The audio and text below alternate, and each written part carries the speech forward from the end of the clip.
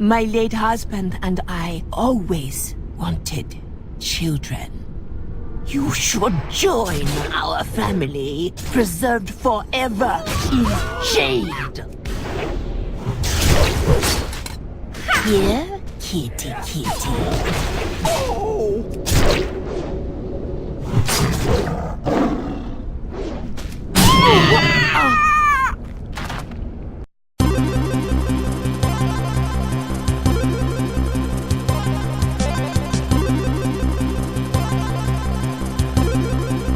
For me, playing World of Warcraft is like meeting up with an old friend. Someone I used to party with when I was younger, but now don't have much time for. Someone who hasn't changed much over the years while I've grown and matured. To me, World of Warcraft is a lot like Gary King. Gary is the main character in Edgar Wright's 2013 film The World's End, played by Simon Pegg. In it, Gary is on a quest to complete the Golden Mile, a legendary pub crawl that he and his friends failed to finish 20 years ago. Time has stopped for Gary since that fateful night, and he spent the last 20 years trying to reclaim his former glory. In his youth, Gary was the life of the party, the titular king of his band of brothers. Where he went, his 4 friends followed, whether on a quest for love, battle, or drink. Over time, however, his friends matured and moved on, while Gary stayed the same, trapped in his quest for past glory. For a time, World of Warcraft was my king, and I followed wherever it led. Like most PC gamers, I had a strong opinion about World of Warcraft before playing it. I'd heard the stories of people losing hundreds of hours in the virtual world. I had an image in my head of Warcraft players, heavily influenced by South Park's now classic episode Make Love, Not Warcraft. I didn't know much about the game, but what I did know made me avoid playing it. This all changed when my girlfriend started playing the free trial. She was having a lot of fun, and I couldn't help watching her play. Against my better judgment, I downloaded the trial and started playing World of Warcraft myself. My first character was a human warrior, but he didn't last very long. After scrapping him, I hit my stride creating a dwarf hunter. This character quickly became my main, focus for most of my Warcraft gameplay. I started playing shortly after the release of the Burning Crusade, the first Warcraft expansion. I loved the massive, connected world, with mythology based on classic fantasy like Lord of the Rings, mixed with transdimensional sci-fi. There are 2 factions, Alliance and Horde, and a number of races split between them. Your character moves through the world, completing quests, killing enemies, and leveling up. From the ground up, Warcraft is designed to grab players and keep them playing.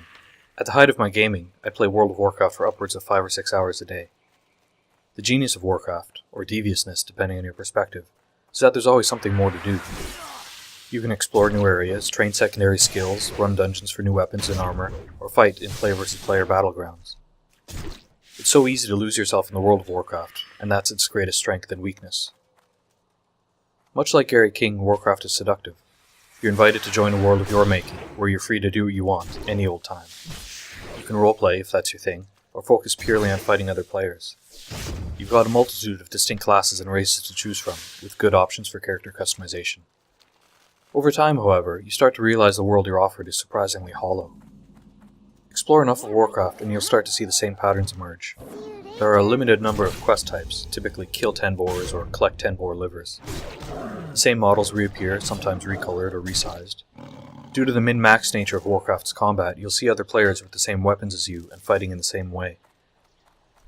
Eventually I realized that I was spending all my gaming time playing World of Warcraft, and I was missing out on everything else out there. As Gary's friends started to mature and change, so did my relationship with Warcraft. I started playing less and less, moving to new games and experiences. I moved through cycles of playing Warcraft for a few months, getting bored with the same things over and over, and cancelling my subscription. I'd come back after a major update or expansion, and the cycle would start up again. To the credit of the developer Blizzard, World of Warcraft has changed over the years, mostly fostering a more casual approach to gameplay. New expansions offered new worlds, new classes, new races, with tweaks to gameplay and mechanics. The fundamental game has stayed the same, however. Now when I play World of Warcraft, I'm reminded of the good times I used to have. I remember the first time I experienced Brewfest, an Oktoberfest-style festival with oompa bands and beer and sausages. I remember the time my guild raided Icecrown Citadel, but we weren't able to defeat the Lich King. I remember when I was finally able to solo Malagos. But I also remember the empty hours, the obsessive and repetitive leveling, the solitude of gameplay. In The World's End, Gary gathers his friends again after 20 years for one last shot at the Golden Mile. Unlike Gary, however, his friends have grown up. They're no longer interested in partying, getting drunk, or brawling in the pub. They look at Gary and remember the good times, but recognize he's trapped in the past, doomed to work towards a quest he can never complete. I look back at the World of Warcraft as an important part of my gaming heritage. just as Gary King was an important part in his friend's development. I had a lot of fun over the years, and the experiences helped me grow as a player and individual, but I can now see that Warcraft belongs in my past. Gary needs to reach the world's end in order to finally capture his lost glory. For me, I've realized I've now reached the end of the world of Warcraft.